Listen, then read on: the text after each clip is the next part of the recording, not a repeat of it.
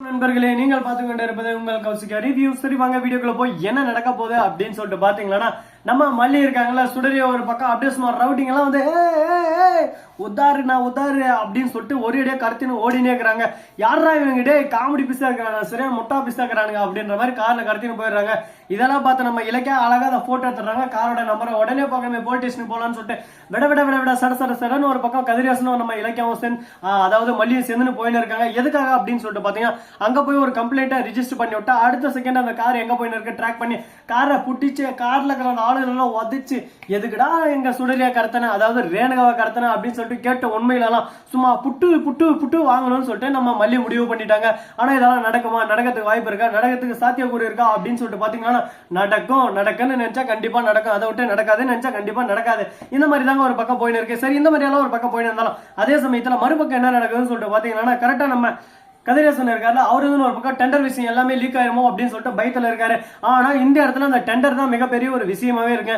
Mister Kathiresan அப்படின்னு சொல்லிட்டு phone வருது. ஹலோ யாரு அப்படின்னு சொல்லிட்டு கேட்க, உன்னோட பொண்ணு ரேணுகாவை நான் தான் கடத்திருக்கேன், ஆனா உனக்கு இதுல ஏதாவது நன்மைகள் இருக்கா அப்படின்னு சொல்லிட்டு பார்த்தா ஒரு நன்மைகளும் இல்ல. ஆனா இவள கடத்தனத்துல எனக்கு நன்மைகள் இருக்கு. டே எவ்வளவு காசு வேணாலும் கொடுத்துறா, என் பொண்ணை விட்டுறா அப்படின்னு சொல்லிட்டு ஒரு பக்கம் நம்ம கதிரேசன் கதறு கதறு கதறு கதறுன்னு கதறாரு.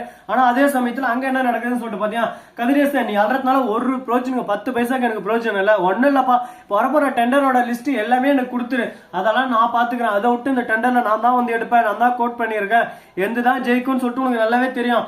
ஆனா அந்த ஆணவம் உங்ககிட்ட இருக்கக்கூடாது, மொத்தத்தையும் என்கிட்ட கொடுத்துன்னு வாழை சுட்டுன்னு ஓரமா போய் உட்காந்துக்கோ, 2 டெண்டர் போதும் என் லைஃப் செட்டில் அப்படின்னு சொல்லிட்டு அந்த திருட்டு பையன் ஒரு பக்கம் சொல்றாங்க. இதெல்லாம் கேட்டா நம்ம கதிரேசன் டேய் பிசினஸ் பொறுத்த வரைக்கும் அண்ணன் தம்பி தங்கச்சி புள்ள எதுவுமே நான் பார்க்க மாட்டேன், எனக்கு பிசினஸ் தான்டா முக்கியம், பிசினஸ் தான் முதல் உயிர் எனக்கு மூச்சு அப்படின்னு சொல்லிட்டு பேசுவாருன்னு பார்த்தா, என் பொண்ணு தான் எனக்கு உலகம், என் பொண்ணு தான் எனக்கு வேணும் அப்படின்னு சொல்லிட்டு சடானா அப்படி அந்தர் பைட்டி அடிச்சாரு. யாரா சாமி ஒரு டேய் இந்த மாதிரி எல்லாம் ஒரு பக்கம் நம்ம நிஷாவை கடத்தினாங்க. அப்போ என்ன சொன்னாரு அப்படின்னு சொல்லிட்டு பார்த்தேன், என் பொண்ணு செத்ததா கூட நான் நினைச்சுவேன், என் பொண்ணு வீர மரணம் நினைச்சேன் என் கம்பெனிக்காக இந்த சொத்துக்காக, அதனால நான் எதுக்கும் கவலைப்பட மாட்டேன், என் பொண்ணு கவலைப்பட மாட்டா அப்படின்னு சொல்லிட்டு என்ன மட்டும் கொல்ல பாத்தியடா தவப்பா.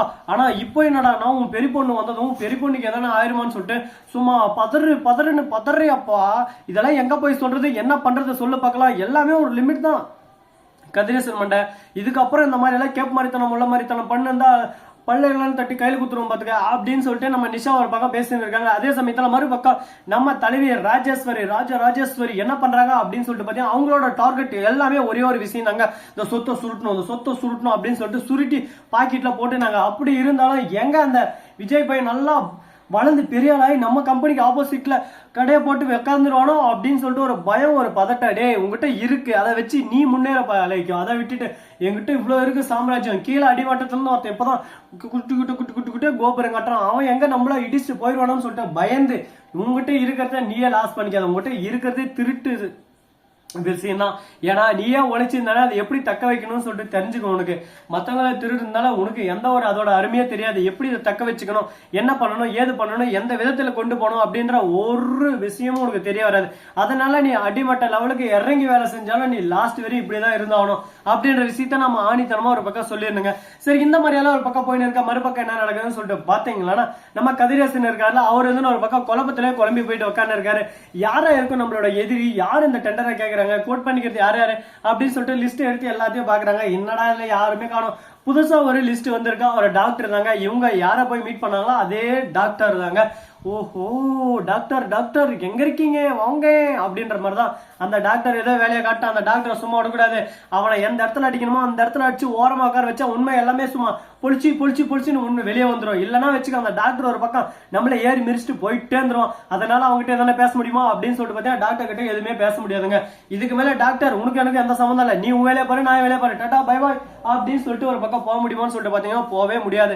அந்த டாக்டர் அப்போ சும்மா அடி அடிச்சு உண்மையா ஆகணும்னு சொல்லிட்டு இருக்க. மறுபக்கம் நம்ம விஜய் இருக்காரு, அவருக்கு வந்து ரேணுகா கடத்தப்பட்ட விஷயம் தெரிய வர, ஐயோ ரேணுகா எங்க போனான்னு தெரியல, ரேணுகா எங்க போனான்னு தெரியல, இதுக்குதான் நான் கூட வரேன்னு படிச்சு சொன்னேன். ஆனா நீங்க தான் நான் பாத்துக்கிறேன்னு கூட்டு போனீங்களே, என்னோட பொண்டாட்டி இப்ப மட்டும் வரல, உங்க மேல நான் கேசப்படுவேன், உங்களை ஜெயில தள்ளுவேன் அப்படின்னு சொல்லிட்டு நம்ம விஜய் ஒரு பக்கம் இறங்குறாரு. என்னப்பா விஜய் இதெல்லாம் ரிவெஞ்ச் மாதிரி தெரியப்பா, ஏதோ நான் தான் என் பொண்ணு உயிரோடுக்கிறது தெரியாம உன் மேல பழிய போட்டு உன் வாழ்க்கை நாசம் பண்ண பார்த்தேன், அது மாதிரி நீ என் வாழ்க்கை நாசம் பண்ண பாக்குற பாத்தியா அப்படின்னு சொல்லிட்டு ஒரு பக்கம் கோபம், ஒரு பக்கம் ஆத்திரம், ஒரு பக்கம் ஆவேசம் எல்லாமே சேர்ந்து கலந்து வருதுங்க. என்னதான் பண்ண போறாருன்னு சொல்லிட்டு தெரியல.